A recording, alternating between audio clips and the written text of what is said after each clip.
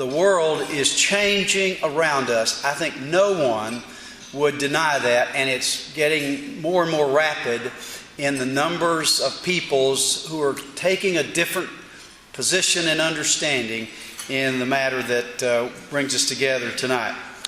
We're gathered in Houston, Texas, fourth largest city in America, maybe the third largest city if we had the latest census data. We have a gay mayor, Anise Parker, who has been elected now for a second time. She was a speaker at one of our events not very long ago. We had other great speakers through the years. We've had in recent days a National Basketball Association player, Jason Collins, who announced that he is gay, and he has played in the NBA for a number of seasons. We have NFL players who've come out openly in support of same-sex marriage and of being inclusive of gay and lesbian people in male sports and lesbian people in the female professional sports across our nation. We now have 12 states plus the District of Columbia where same-sex marriage is legal. It is a legal option in those states, and it appears to be growing in momentum. Several other churches have taken different stances than we now have in the United Methodist Church, the Episcopal Church, United Church of Christ, the Presbyterian Church, the Evangelical Lutheran Church in America. All of them have taken more progressive stances than we have in the United Methodist Church. They've taken a few hits for that, but they are moving on, and they will survive, and we would too if we were able to bring ourselves to a different position. Now, recently, the Boy Scouts of America, of course, had a vote by their national governing board. And you just have to figure that the national governing board of the Boy Scouts of America is not the most liberal group around. just basic people. Just people that want the best for their young people, believe in the values of scouting, believe in getting involved in the lives of their children. The vote from that group was 61% to 39% to not exclude gay boys from participating in Boy Scouts of America. Some have said they would leave and not be a part of Boy Scouts because of that. It was interesting to me that the Mormon Church said, in the statement, the Mormons now said, sexual orientation has never been a barrier in the scout troops in our churches before this statement, and it will not be after the statement. They are the largest sponsor of Boy Scout troops in America of any church. So a wonderful statement on the part of the Mormon Church in that regard. We have, here's a couple of interesting things. Do you know, some of you may know this, the city, it was in the Chronicle not too long ago, in America that has the highest percentage of gay couples raising children of any city in America? Salt Lake City. Salt Lake City. Do you know what state has the highest percentage of gay couples raising children of any other state? Mississippi. Mississippi. Now, the world is changing around us.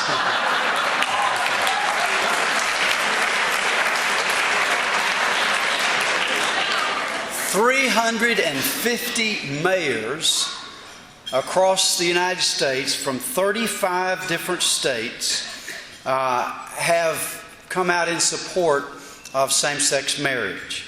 Over 50% of the senators in the United States have come out in favor.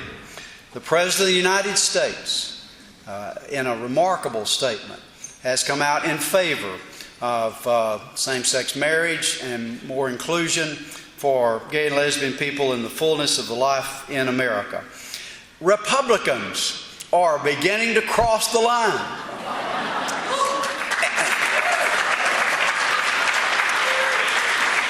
I just think that's a wonderful thing. They've wrestled with this in their own personal lives, with family members. They've looked at what's happening around them, and they have made progressive statements about a full inclusion in our wonderful country.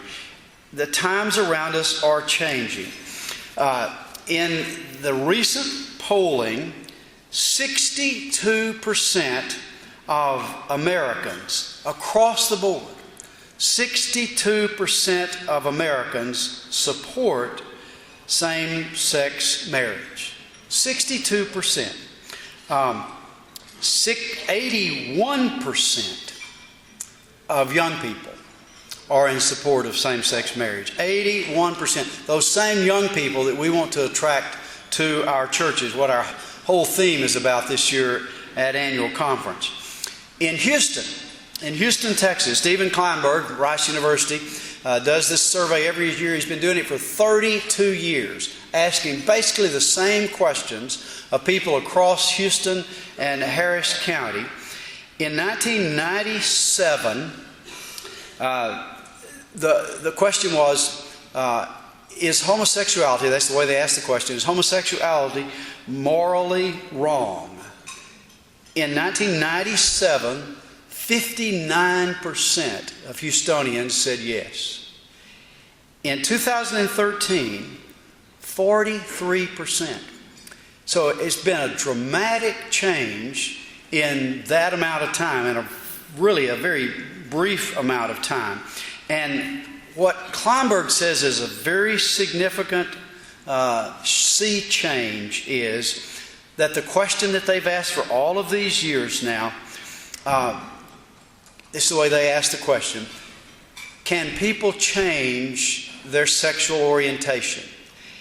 In 2009, just 4 years ago, 39% said they cannot. People cannot change their sexual orientation.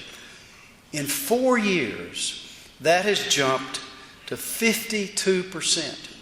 So 52% of Houstonians. That's not somewhere in other states. That's people who live in Houston and Harris County believe that sexual orientation is a given, not a chosen. Most of the rhetoric out there about a lack of including gay and lesbian people in the larger community has to do with incorrect information and unreasonable statements that have to do with the way they phrase it, morality. Now, Kleinberg says that once you cross the 50% margin, it changes things. Because people then begin to connect the dots. If sexual orientation for any of us is a given, not a chosen, then it begins to change the way that people look at it. And they begin to think about what that means for people, all of us who've been dealt a particular hand, and what that means for how we should live. So I think there's probably not much question that things around us are changing. 36 United Methodist bishops have called for change. 1,000 or more now United Methodist clergy have said that they would officiate as same-sex marriages.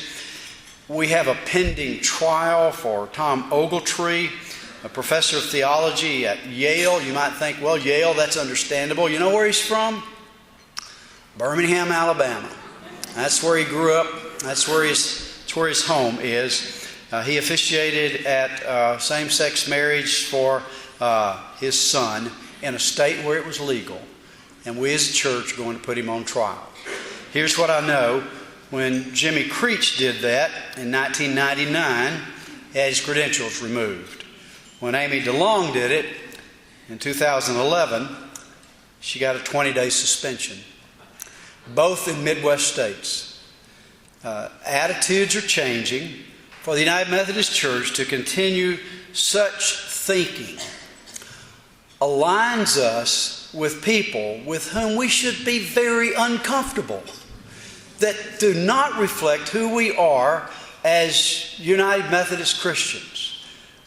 Westboro Baptist people who are science deniers, people who are biblical literalists, politicians and clergy who look for a grandstand. Somehow being aligned with the other way of thinking should be becoming more and more uncomfortable for United Methodist people, if not downright embarrassing, at the hurtful things that are often said. And for us, it has become a pastoral matter. Jesus always sets the standard for acceptance of that which is perhaps not a part of the majority, whether people were born with a different color skin or a different ethnicity or different in whatever way, they were included in the ministry of Jesus. And we as United Methodist people simply must live in a bigger world. We cannot allow ourselves to be aligned with the narrow thinking of the biblical literalist. For us, the time is now. The church, and especially the United Methodist Church, can no longer allow, and I want to say this carefully because I don't want to be overly offensive with this statement. We can no longer allow our churches to be havens for people whose attitudes about gay people are based on things that are not true.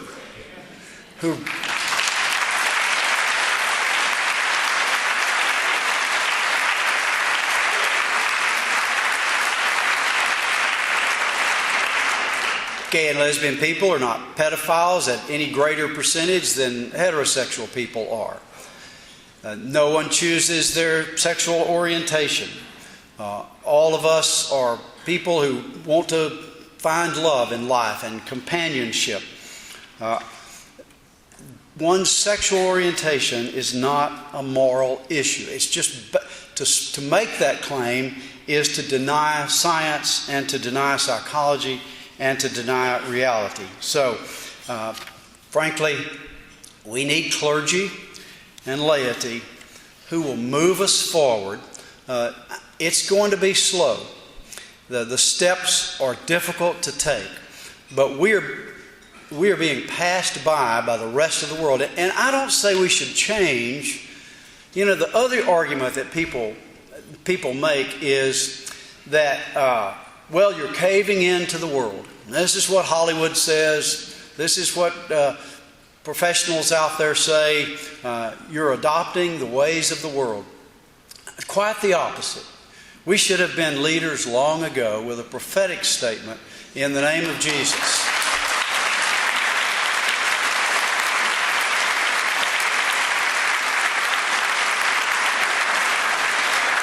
Now, the fact of the matter is we've long since missed our chance to be prophetic. I worry that we may have missed our chance to be relevant to the thinking of younger people especially, who are Christian people or would be Christian people if we offered them an opportunity to believe in a way that made sense to the way they're thinking. And I hope that history will not see us as the last one to come to the party, and that we will not be seen historically to be the George Wallace standing in the door of the University of Alabama. We are a better church than that.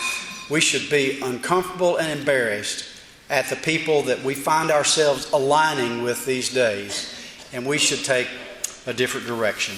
Well, that's my thoughts tonight. That's part of the conversation. It'll be completed as you ask a few questions.